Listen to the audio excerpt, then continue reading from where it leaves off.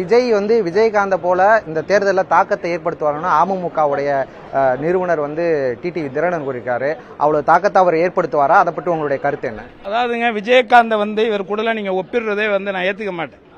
விஜயகாந்த் உண்மையான ஒரு வீரர். என்ன, அவரை நான் நடிகர் சங்க தலைவராக இருந்த காலத்துல நான் பார்த்துட்டு இருக்கேன்.